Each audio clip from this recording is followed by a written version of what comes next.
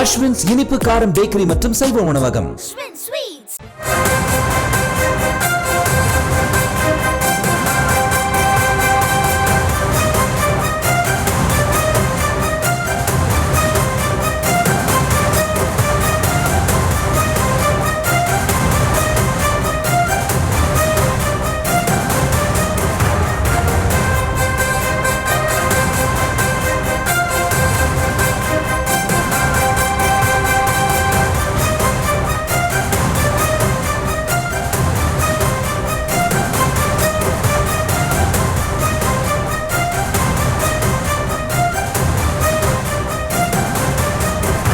அண்மை செய்தியை பார்த்து வருகிறோம். ஈசிஆரில் காரில் பெண்களை துரத்திய வழக்கில் மேலும் ஒருவர் கைது செய்யப்பட்டுள்ளான். முக்கிய குற்றவாளியான சந்துரு என்ற நபர் தற்போது கைது செய்யப்பட்டுள்ளான்.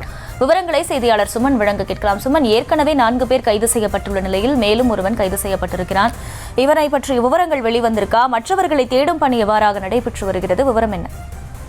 வணக்கம். அதாவது கடந்த 25ஆம் தேதி நள்ளிரவு 12 மணி அளவில் குடும்பத்துடன் 4 பெண்கள், 2 ஆண்கள், 1 குழந்தைகள் என 7 பேர் இந்த முட்டுக்காடு படகு குழாமிற்கு சென்றுள்ளனர். அங்கு ஏற்கனவே 2 காரில் 7 ஆண்கள் கொண்ட இளைஞர்கள் அங்கு முட்டுக்காடு படகு குழாமை பார்வையிட்டிருந்தனர். அப்போது அங்கிருந்து பெண்கள் புறப்படும் போது லேசாக தன்னுடைய காரை உரைத்ததாக ஆண்கள் நினைத்துக் கொண்டு அவர்களை தொடர்ந்து பின்தொடர்த்தி சுமார் 5 கிலோமீட்டர் தூரம் வரை அவர்களை பின்தொடர்ந்து அச்சுறுத்தி அவர்கள் காரை வழிமறித்து காரில் இருந்த இளைஞர் ஒருவர் பெண்கள் வந்த காரை நோக்கி ஓடி வந்து கட்டி கூச்சலிட்டுள்ளார். தொடர்ந்து அந்த பெண்கள் அங்கிருந்து தப்பித்து அவர்கள் வசிக்கும் பகுதிக்கே சென்று உள்ளனர். அங்கு சென்றும் அந்த ஆண்கள் 7 பேர் கொண்ட ஆண்கள் அவர்களிடத்தில் சண்டையிட்டு உள்ளனர். தொடர்ந்து இது குறித்து 26ஆம் தேதி காணத்தூர் காவல் நிலையத்தில் புகார் அளித்தனர். புகாரின் பேரில் வழக்கு பதிவு செய்த போலீசார் 5 பிரிவுகளின் கீழ் வழக்கு பதிவு செய்து சுமார் 5 தனிப்படை அமைத்து தொடர்ந்து 7 பேர் கொண்ட ஆண்களை தேடி வந்தனர். இந்த நிலையில் நேற்றைய முன்தினம் 2 கார்களையும் போலீசார் பறிமுதல் செய்தனர்.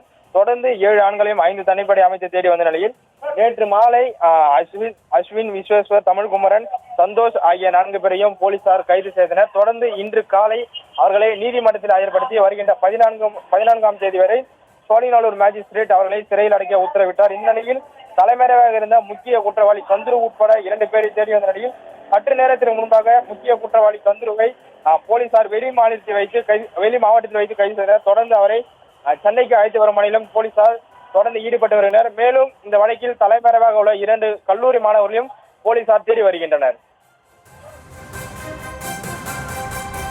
விவரங்களுக்கு நன்றி சுமன்.